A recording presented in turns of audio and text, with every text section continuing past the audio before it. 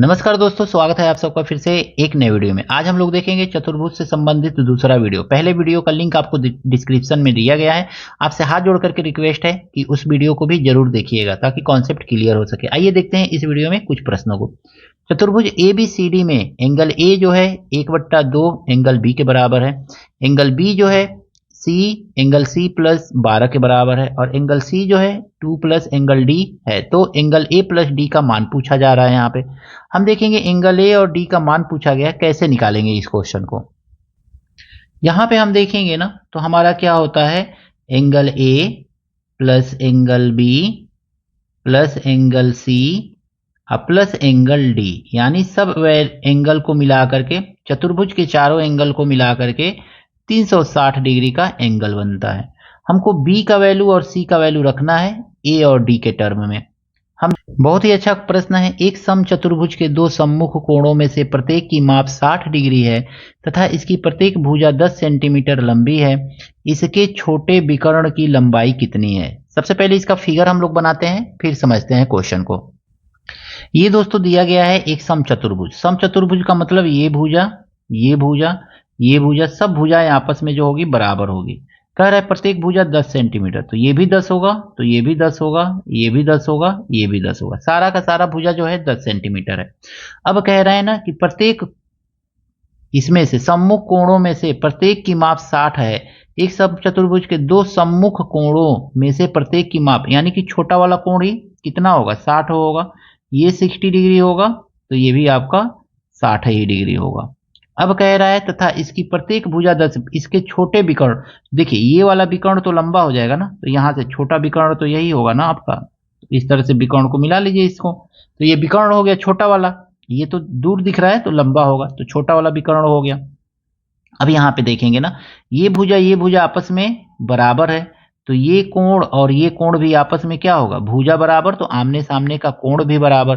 क्योंकि ये 60 है तो ये कोण मान लीजिए x होगा, तो ये भी x होगा। x प्लस 60, यानी कि 2x प्लस 60 बराबर कितना आ जाएगा, तो 180 डिग्री आ जाएगा। तो हम 2x निकालेंगे तो 60 को आगे ले जाके माइनस करेंगे, आ जाएगा 120, यानी x बराबर कितना आ गया, 60 डिग्री आ गया। यानी ये भी 60 डिग्री बन गया, ये भी 60 डिग्री बन गया। अब ये कौन सा त्रिभुज बन गया, ये एक बन गया त्रिभुज समबाहु। समबाहु त्रिभुज बन गया। और समबाहु यानी कि इक्विलेटरल। इक्विलेटरल ट्रायंगल में सभी भुजाएं आपस में क्या होती हैं, बराबर होती हैं। ये 10 है, ये 10 है, तो ये भी 10 ही होगा। यानी कि इसके छोटे विकर्ण की लंबाई कितनी होगी, 10 सेंटीमीटर होगी। Option number A. इस प्रश्न में कहा गया है ना, एक समांतर चतुर्भुज का एक कोण उसके सबसे छोटे कोण, मान लीजिए सबसे छोटा कोण कितना है, तो माना हमने सबसे छोटा कोण आप मान लीजिए, सबसे छोटा कोण जो है ना उसको मान लीजिए हम x। तो बड़ा कोण सबसे कितना हो जाएगा, तो सबसे बड़ा कोण, सबसे दो ही तरह का कोण बनता है, एक बड़ा बनता है एक छोटा। सबसे बड़ा कोण यानी कि समांतर चतुर्भुज में एक छोटा कोण बनेगा, एक बड़ा कोण बनेगा, दो ही बनेगा आमने सामने। तो कह रहा है कि छोटे कोण के 2 गुने से, यानी 2 गुने से क्या है, 30 कम है, तो 30 कम कर दीजिए।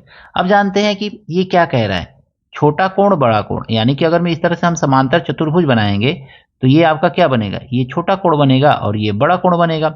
इसका सम जो होगा कितना होगा, 180, यानी x प्लस 2x हम माइनस 30 बराबर देखेंगे तो 180 डिग्री बनेगा। आसन्न यानी ये क्या नाम है, ये संलग्न कोण का योग जो होता है आपस में कितना होता है, 180 डिग्री का होता है। तो 180 डिग्री बन जाएगा। ये कोण मिलकर के, ये छोटा कोण है, ये बड़ा कोण है।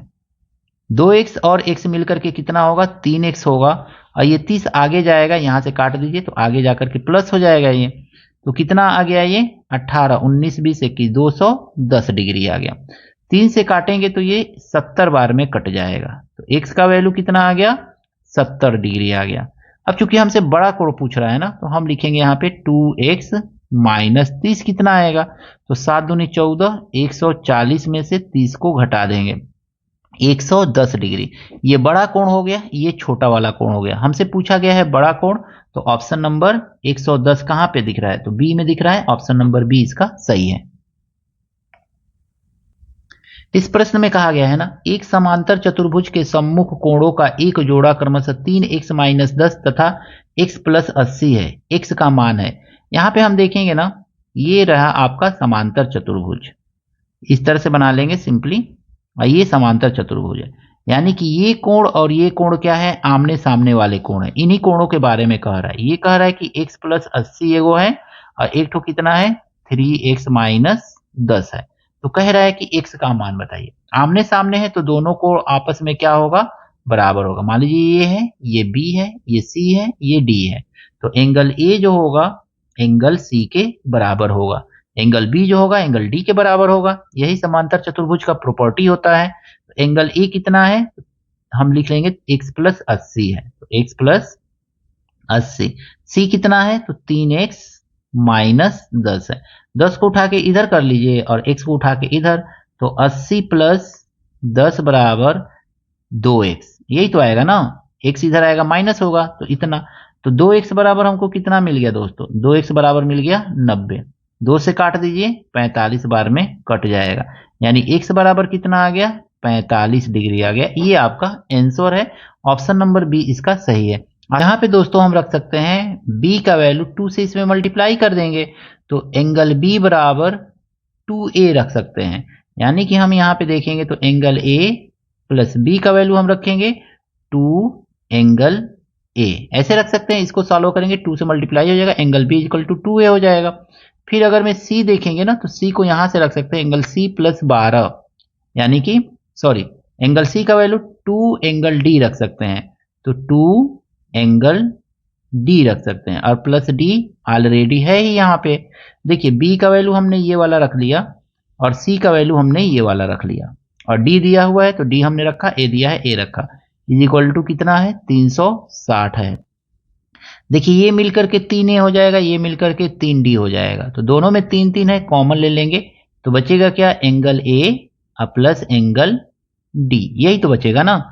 Is equal to 360। 3 से इसको काट देंगे, 3 एक 3, 3 दूनी 6, 120 डिग्री। ऑप्शन नंबर डी, यानी angle A plus angle D का वैल्यू क्या आएगा? 120 डिग्री। तो ये आ जाएगा 2 एंगल ए प्लस 26 दूनी 52 आ जाएगा। कितना आ गया? अब हमको सी को लिखना है, डी को लिखना है ए के टर्म में। तो हम एंगल डी को क्या लिख सकते हैं दोस्तों? ध्यान से समझिएगा। यहाँ पे एंगल डी को लिख सकते हैं, सी में से 10 निकालेंगे, यानी सी में से 10 माइनस करना है तो इसी में से तो माइनस करेंगे। तो इसके लिख सकते हैं हम 2 एंगल ए माइनस 10 करेंगे तो ये कितना आ जाएगा? 42 आ जाएगा। हमने बी सी डी को ए के टर्म में लिख लिया। अब हम जानते हैं कि angle A plus angle B plus angle C plus angle D कितना होगा? तो 360 डिग्री होगा। वैल्यू रख दीजिए सब, एंगल ए तो रहेगा ही रहेगा। एंगल ए, बी को क्या लिखेंगे? तो एंगल ए प्लस 26 लिखेंगे। सी को क्या लिखेंगे?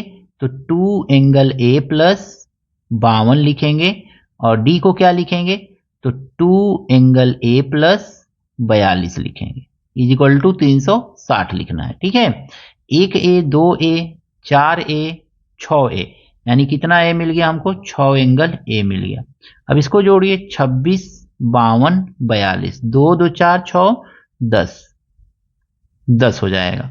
4 2 6, सॉरी 4 4 4 5 4 9, 9 2 11, 11 1 12, 120 बराबर 360 होगा। 120 को यहाँ से काट के यहाँ पे माइनस कर लीजिए, कितना आ जाएगा? 240 आएगा। यही तो आएगा ना। अब 6 से इसको काट दीजिए तो एंगल ए बराबर हमको कितना मिल जाएगा? तो 6 चौको 24, यानी कि 40 डिग्री मिलेगा। इस प्रश्न में कहा गया है ना, एंगल एक चतुर्भुज ए बी सी डी में एंगल ए बराबर angle B minus 26, angle B बराबर एंगल 2 एंगल सी और एंगल सी बराबर एंगल डी प्लस 10 है, तो ए का मान क्या होगा? जब भी ऐसा प्रश्न देना, आपको एकदम सिंपली क्या करना है, सारे के सारे वैल्यू को ए के टर्म में चेंज कर लीजिए। अब यहाँ पे देखेंगे ना, तो एंगल बी बराबर हमको क्या मिलेगा? यहीं पे देख लीजिए, तो एंगल बी बराबर हमको मिलेगा, यहाँ पे भी 26 को इधर कर लेंगे तो एंगल ए प्लस 26 मिल जाएगा। अब यहाँ पे देखेंगे एंगल सी बराबर हमको क्या मिलेगा, तो एंगल सी बराबर देखेंगे ना, तो 2 नीचे जाएगा तो b/2 मिलेगा हमको, b/2। जब इसको सॉल्व करेंगे ना, b का वैल्यू यहाँ पे रख दीजिए, तो एंगल ए बट्टा 2 अब प्लस 2 से इसमें भी भाग देंगे तो 13 मिल जाएगा, एंगल सी मिल गया। अब एंगल डी बराबर हमको क्या मिलेगा दोस्तों, तो यहाँ पे देखेंगे डी 10 इधर आएगा ना, सी में से 10 कम होगा तो एंगल सी -10, यानी कि सी का वैल्यू क्या है, एंगल सी का वैल्यू यही तो है ना, तो एंगल ए बट्टा 2 अब प्लस 13 में से 10 घटा दीजिए तो कितना आ जाएगा, ये आ जाएगा आपका 3, ये मिल गया। अब हम जानते हैं कि angle A plus angle B plus angle C अब प्लस एंगल डी सबको मिलाएंगे तो कितना आएगा, 360 डिग्री एंगल बनेगा हमारा। एंगल ए का वैल्यू क्या है, तो ये तो एंगल ए है ही आपका, एंगल ए तो वैल्यू रखना ही रखना है। दूसरा आपका एंगल बी का वैल्यू क्या आया है, तो एंगल ए प्लस 26 आया हुआ है। एंगल सी का वैल्यू क्या आया है, तो plus angle A half angle A by 2 अब प्लस 13 आया हुआ है। अब प्लस एंगल डी का वैल्यू क्या आया है, तो हाफ एंगल ए प्लस 3 आया हुआ है। इस तरह से आया हुआ है, थोड़ा सा इसको देख लीजिए यहाँ पे। इसके बाद अब देखेंगे ना, तो एंगल ए मिलकर के 2 एंगल होगा, हाफ एंगल मिलकर के 3 एंगल होगा, तो यानी 3 एंगल ए, इतना लिख लेंगे। 26 13 3 मिलकर के कितना हो जाएगा, 3 3 6 6 12 होगा, 2 1 3 और 1 4 42, और सब एंगल का सम कितना होता है, 360 होता है। 42 को यहाँ से माइनस कर लीजिए, तो 42 को माइनस करेंगे 10 में से 2 जाएगा कितना आएगा 8, और 5 में से 4 गया 1 और ये आ गया 3। अब 3 से इसको काटना है तो लिख लीजिए यहाँ पे 3 यहाँ पे लिखिए 3 angle A is equal to कितना है, 318। इससे काटेंगे कितनी बार में कटेगा, तो एंगल ए बराबर आ जाएगा 3 × 3 0 3 6 18 106 डिग्री। ऑप्शन, तो इस तरह से ऑप्शन नंबर दोस्तों सी सही है इसका।